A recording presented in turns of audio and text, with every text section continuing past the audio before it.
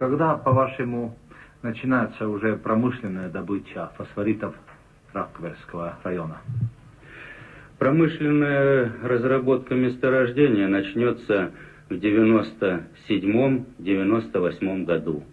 И в 2000 году мы уже выйдем на проектную мощность разработки и Rakverskого, и Tuvolsevского месторождения. See, mida me praegu kardame juhtuvat Rakverega, on kõigi meie silme all aastakümnete vältel juhtunud Kohtla-Järvel. Nende Marju Lauristini poolt Jõhvis toimunud rahvarinde koosolekul öeldud sõnadega sobib ka Saka küla lugu alustada. Saka küla võib kindlalt pidada äärmise piirini reostatud Kirde-Eesti üheks kõige saastatumaks paigaks. Tolm ja gaasid, mida põlevkiikeemia tootmiskoondis ja Kohtla-Järve soojuselektri ja õhku paiskavad, on selle kunagi väga ilusa küla hääbumiseni viinud. On asi juba nii kaugele läinud, no me räägime nitraatide veest põhjavees. Inimesed hommikul tulevad tööle, haigutavad, sest nad on saanud lämmastikuga vett, aga seal teatavasti väga keerulisi seoseid kaudu. Ei tunne maitsest, ei tunne lõhnast, milled vesi on rikutud, aga tunneb ära sellest, et inimesed kolhoosi sovhoosi kontoris hommikul kella 9-10 ajal on juba väsinud, haigutavad. See on veresapniku puudus. Nii et kui hakati rääkima, et Virumaale planeeritavad fosforiidikaevandused reostavad ära suure osa Eesti põhjaveest, hakkasid maalased kartma. Veega võrdselt hirmutas neid kõlakas, et piiri taga on labidad seljas 200 000 uut võõrtöölist. Selline info ajas paanikasse ning pani tegutsema. Maalased haarasid härjal sarvist, istusid rattale ning sõitsid asja vaatama. Rohelised maalased kõnelesid sellest, kuidas loodust pilastatakse ning kui halvasti see kõik lõppeda võib. Ning maalaste hädakarje mõjuski. Fosforiit jäi maa sisse edasi.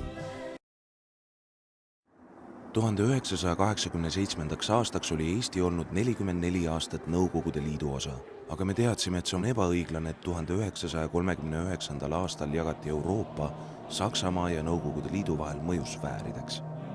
1987. aasta 23. augusti õhtul kogunesid inimesed Hirveparki nõudma Molotov-Ribbentropi pakti avalikustamist.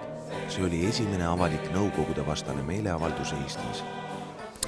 Mälestused on väga head, sellepärast et esimest korda ma nagu nägin elus suurel rahvakogunemisel, kuidas inimeste silmad olid säravad, hingestatud ja ma ei ütleks lootusrikkad, aga otsustuskindlad. Mingit hirmu ma ei näinud mitte kusagil ja see oli äärmiselt meeldiv tunne. Meeleavalduse sõnum tabas Nõukogude võimu kõige hellemat kohta. Tõsiasja, et Balti riikide annekteerimine Nõukogude Liidu poolt põhines kuritegelikul kokkuleppel natsliku Saksamaaga. Hirvepargi miiting oli julgete inimeste meeleavaldus, mis andis julgust juba tervele rahvale. Hirvepark oli ikka see, mis nagu vallandas selle julge olemise ja julgelt mõtlemise ja ise teadvuse täielikult. Mis sest, et seal ei nõutud Eesti Vabariigi taastamist ega midagi niisugust, nõuti ajaloolist tõde, pakti salaprotokollide avalikustamist, aga see oli kõikidele mõista, et selle taga on rohkem kui ainult see.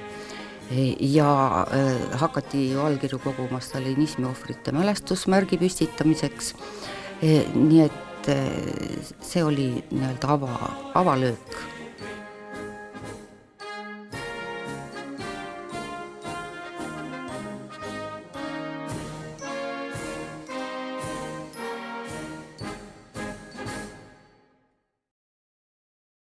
Ettepanek minna Eestis üle täielikule isemajandamisele oli arvatavasti maksimaalne meie tolle aja võimaluste piirimail toimuv mõtlemine.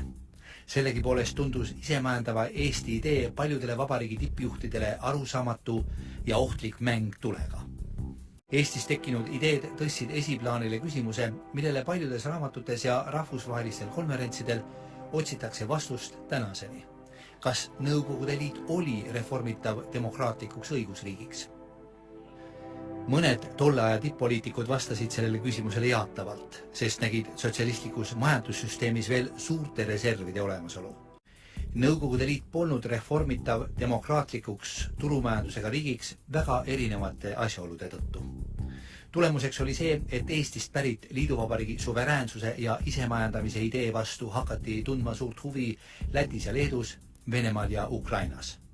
Need ideed näitasid väljapääsu majanduslikust ja poliitilisest ummikust, kuhu kuuendik planeedist oli kommunistide juhtimisel 1980. aastate lõpus sattunud. Need ideed tegid Eestist Nõukogude Liidus toimuvate demokraatlike ümberkorralduste liidri. Eestis pääses ime mõjule alles pärast seda, kui 16. novembril 1988 nimetati Bruno Sauli asemel valitsusjuhiks Indrek Toome. Liiduvabariigi isemajandamise kontseptsiooni väljatöötamine andis 2 väga olulist tulemust. Esiteks, 1989. aasta novembris võeti vastu Nõukogude Liidu seadus Baltikumi isemajandamisest.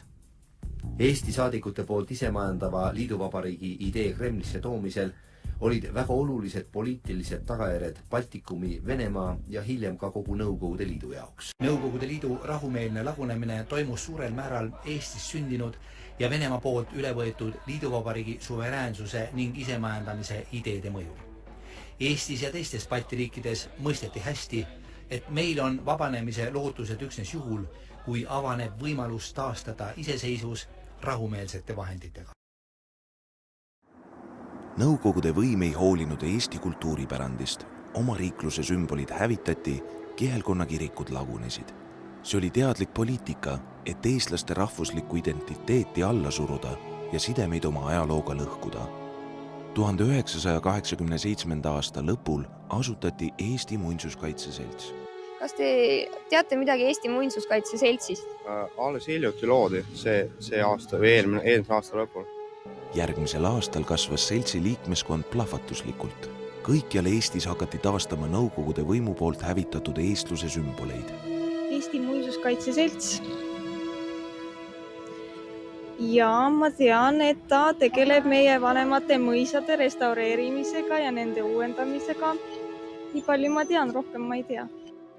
Piltlikult öeldes ehitasime me oma ajaloo uuesti ülesse. Küsimus ei ole mitte ainult seltsi astumises, vaid seltsi põhimõtetega ühenemises, tema töö abistamises, sellega kaasa tegemises ja kõigepealt mõtlemises ehk, miks seda vaja on ja mis on selle töö väärtus. Raadil, sõjaväe traataja ääres peetud suurel kõnekoosolekul, lehvis aga juba mitu normaalsuuruses Eesti lippu. Eesti oli jõudnud uude ajastusse. Uudis sinimustvalgete heiskamisest Tartu tänavatel levis kui kulutuli. Maikuus peeti Tartus rokipäevi ja seal lehvisid Eesti rahvuslipud juba täies ehtes. Mõni nädal hiljem algasid Tallinnas legendaarsed öölaulupeod. EMS ei tahtnud hool raugede lasta. Volikogus puhkesid vaidlused, missugune peaks olema seltsi ametlik deklareeritud suhtumine lipusse. Jälle väitlus mõõdukate ja kärameelsemate vahel. Igal juhul Eesti Muinsuskaitse Seltsi deklaratsioon Eesti rahvuslipu taastamisest otse kui legaliseeris sinimustvalge kasutamise ja tegi ka Eesti kohalike ametivõimude olukorra kergemaks. Neil oli võimalik öelda, et see on järjekordne perestroika piiride avardamine. Tol ajal ei teadnud vist keegi, kui kaugele uutmine minna tohib. Kujutan ette, kuidas see halvas KGB tegevuse.